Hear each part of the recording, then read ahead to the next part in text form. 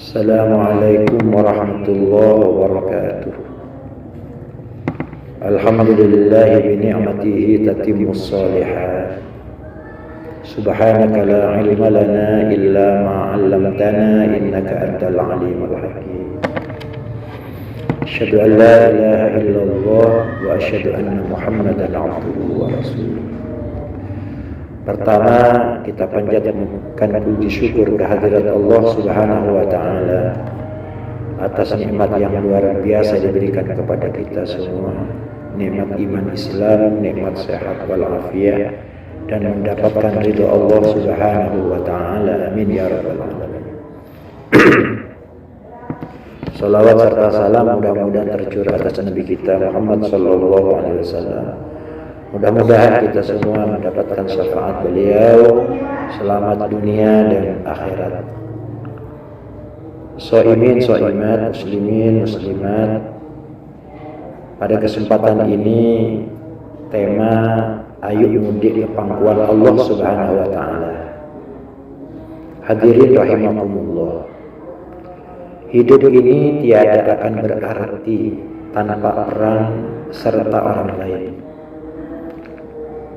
Mungkinkah buliran nasi dan potongan ikan dapat terhidang di hadapan kita tanpa jasa dan keringat para petani dan nelayan?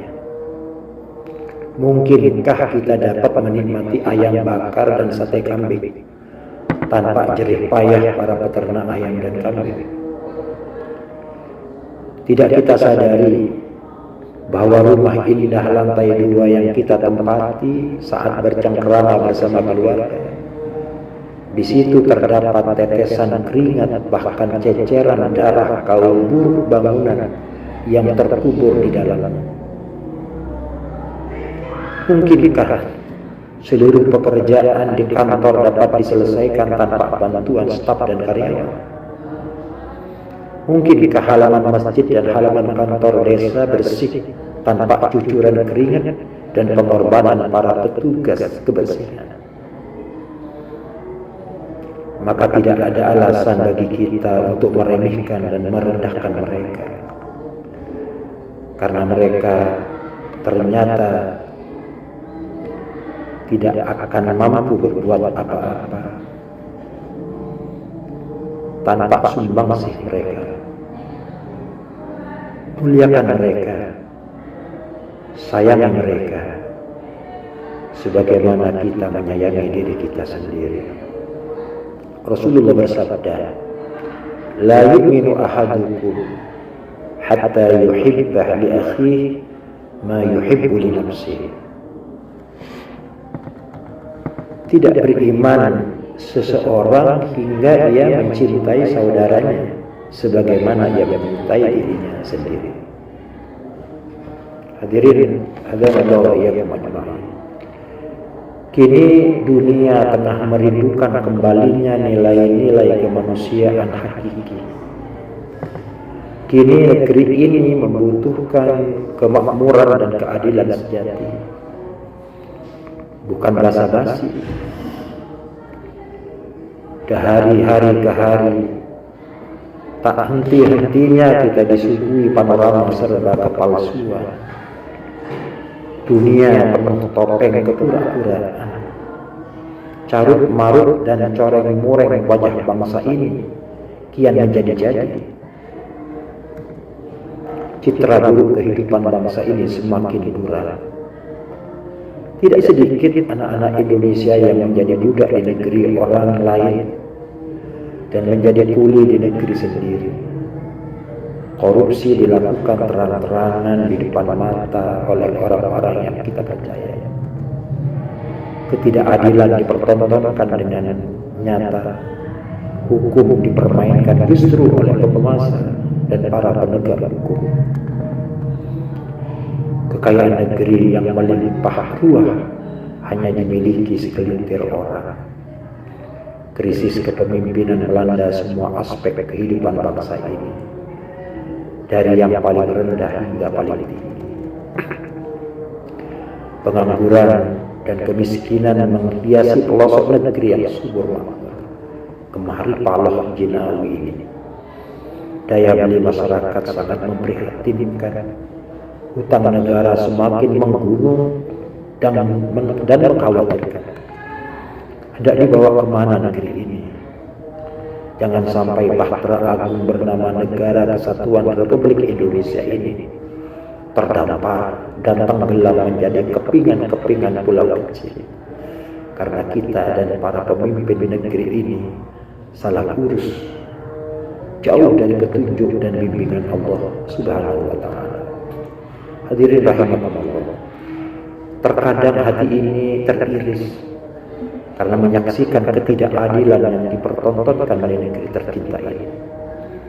Di satu sisi kaum muslimin dilarang sholat di masjid, namun di sisi lain tempat-tempat hiburan beraroma maksiat dibuka sebebas-bebas. Di satu sisi masyarakat dilarang mudik dan anak-anak sekolah dilarang belajar tatap muka bersama guru mereka, namun di sisi lain ribuan tenaga kerja asing dengan bebasnya keluar masuk wilayah Negara Kesatuan Republik Indonesia di masa pandemi ini. Sungguh sangat memprihatinkan dan menyedihkan. Tuntunan agama kini menjadi kabur, diam dan kian terkubur. Sulit membedakan mana kebenaran dan mana kebatilan, mana keadilan dan mana kepalsuan, mana yang jujur dan mana pengkhianatan. Ajaran yang adiluhur kini berubah menjadi kepingan-kepingan kaca yang susah disambung kembali. Kini segalanya amat sangat gelap dan gulita. Jalan-jalan kebenaran yang dulu pernah tertanam kuat dalam kehidupan bangsa ini kini menjelma ibarat sketsa patah-patah yang teramat sulit untuk ditafsirkan apalagi dimengerti. Hadirin rahimakumullah, segelap dan sepengap apapun jalan yang kita lalui, jangan pernah berputus asa dan menyerah kepada keadaan. Teruslah optimis dan berdoa untuk meraih cita-cita suci, sebagaimana Adam terus berdoa dan menyesali kesalahan yang pernah dilakukan. Nabi Adam tidak peduli apakah doa dan penyesalannya diterima atau tidak. Beliau menangis dan terus menangis, menyesali perbuatannya sambil memohon ampun kepada Allah Subhanahu wa Ta'ala. Rabbana zalamna anfusana wa illam taghfir lana wa tarhamna lanakunanna minal khasirin. Ya Allah, kami telah menganiaya diri kami. Jika Engkau tidak mengampuni kami dan tidak memberi rahmat kepada kami, pastilah kami termasuk orang-orang yang merugi.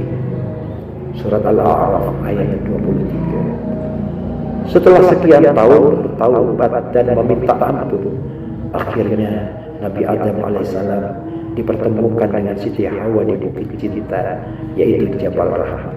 Kemudian Allah mengangkat derajat dan memuliakannya menjadi Nabi.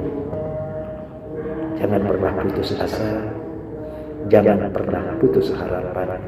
Kegagalan adalah tangga menuju kesuksesan. Demikian uraian singkat. Wassalamualaikum warahmatullahi wabarakatuh.